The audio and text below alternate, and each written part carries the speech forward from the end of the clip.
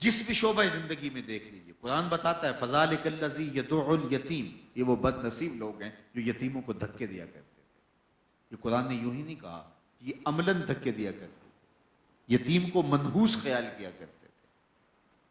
وہ کھانا تو دے دیتے تھے یتیموں کو، لیکن عزت نہیں دیتے تھے۔ قرآن نے کہا کَلَّا بَل لَا تُکْرِمُونَ الْيَتِيمَ، تمہارا مسئلہ یہ نہیں ہے کہ تم انہیں کھانا نہیں دیتے، تمہارا مسئلہ یہ ہے تم انہیں عزت نہیں دیتے ہو۔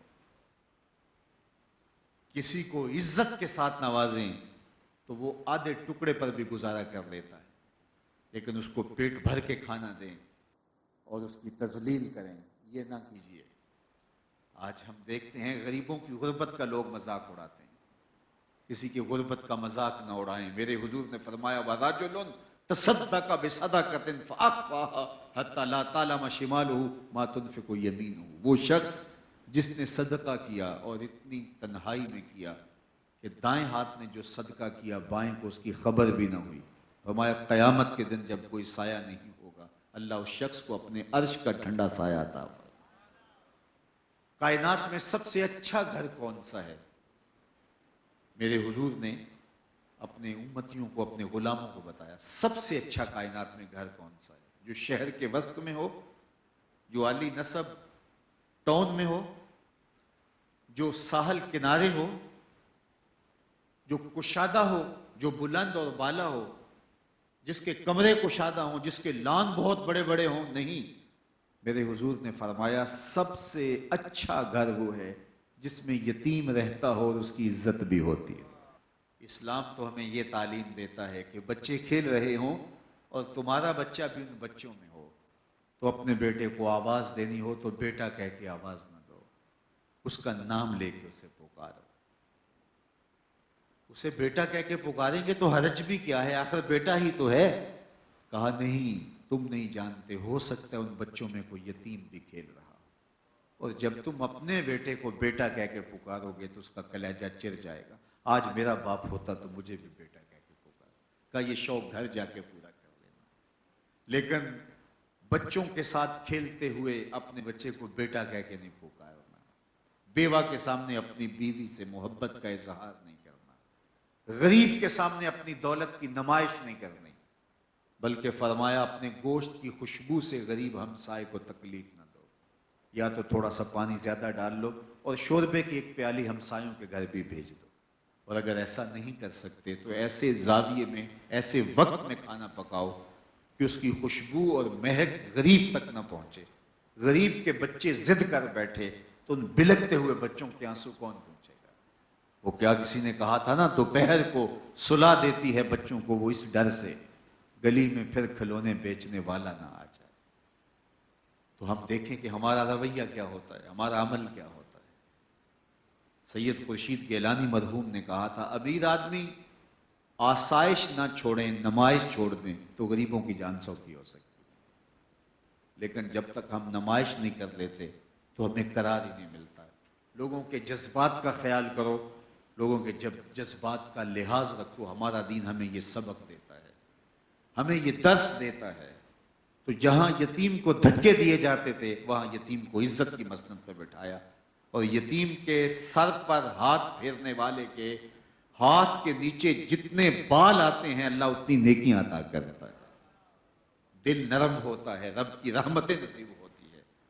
اللہ اکبر۔ جس معاشرے کے اندر یتیموں کے ساتھ اس نے سلوک ہوتا ہو، ان کا مال ہڑپ نہ کیا جاتا ہو، ان کے حقوق پامال نہ کیے جاتے ہوں، ان کی عزت نفس کو مجروح نہ کیا جاتا ہو، وہ معاشرہ اوپر اٹھتا ہے۔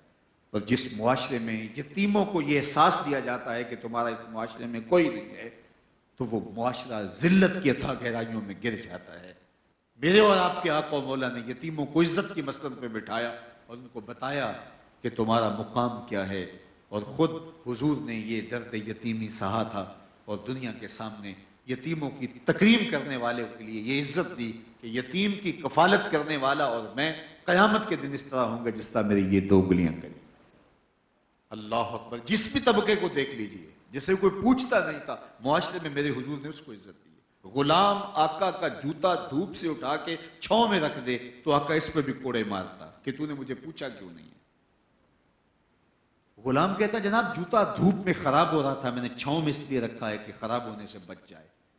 آقا غلام کی اس بات کو ماننے کے لیے تیار نہیں ہوتا۔ تو اس قابل کب ہوا کہ میرے جوتے کو دھوپ سے اٹھا کے چھاؤں میں رکھے؟ جو غلام آقا کا جوتا دھوپ سے اٹھا کے چھاؤں میں رکھنے کا روادار نہیں ہے، اس کو دو جہاں کا سردار بول رہا ہے، بلال تو کون سا نیک عمل کرتا ہے، میں نے جنت میں تیرے قدموں کی آہٹ کو سنا ہے۔ کیا خیال ہے اس ایک جملے نے دور غلامی کی ساری تھکن اتار نہیں دی ہوگی؟ اور بلال فرش سے اٹھ کے فراز عرش پہ نہیں پہنچ گیا ہوگا؟ وہ آقا سبق دے رہے ہیں اپنی امت کو، جو خود کھاتے ہو وہ غلاموں کو کھلاؤ، جو خود پیتے ہو وہ غلاموں کو پلاؤ، جو خود پہنتے ہو وہ غلاموں کو پہناؤ۔ وہ تمہارے بھائی ہیں، ان کے ساتھ حسن سلوک کرو۔ اور اسلام نے اتنے طریقے دیے غلام کو آزاد کرنے کے، غلامی کی زنجیریں ٹوٹ گئی۔ روزہ توڑ بیٹھو تو غلام آزاد کرو، کفارہ قسم میں غلام آزاد کرو، کفارہ قتل میں غلام آزاد کرو، قسم توڑ بیٹھو تو غلام آزاد کرو۔ اور اس کے علاوہ ترغیب دی کہ ویسے غلام آزاد کرو، یہ بہت بڑا کام ہے۔ اللہ اکبر، ارشاد فرمایا فَلَقْتَحَمَ الْعَقَبَةَ وَمَا أَدْرَاكَ مَا الْعَقَبَةُ فَكُّ رَقَبَةٍ أَوْ إِطْعَامٌ فِي يَوْمٍ ذِي مَسْغَبَةٍ يَتِيمًا ذَا مَقْرَبَةٍ۔ بڑے کاموں میں ایک کام بتایا کہ غلاموں کو آزاد کرو، اور حضور نے اپنے غلاموں کو اس کی ترغیب دی۔ پھر انہوں نے غلاموں کو آزاد کیا۔ صرف حضرت عبد الرحمن بن عوف رضی اللہ تعالیٰ عنہ نے اپنی زندگی میں 30,000 غلاموں کو آزاد کیا۔ غلامی کی زنجیریں توڑی ہیں تو آمنہ کے لال نے توڑی، تو ان کا پھر ذکر کیوں نہیں کریں گے؟ ان کے تذکرہ نور سے مشام ہستی کو معطر کیوں نہیں کریں گے؟ تو ان کا ذکر ہی غذائے روح ہے، ان کا تذکرہ ہی قرار جان ہے۔ ایک دن کا محفل میلاد کیا، ایک شب کا محفل میلاد کیا، ساری زندگی ان کے نام پہ گزار دیں، حق کے شکر پھر بھی ادا، کیونکہ زندگی کا سارا کرینہ ان کی چوکھٹ سے نصیب ہوا ہے۔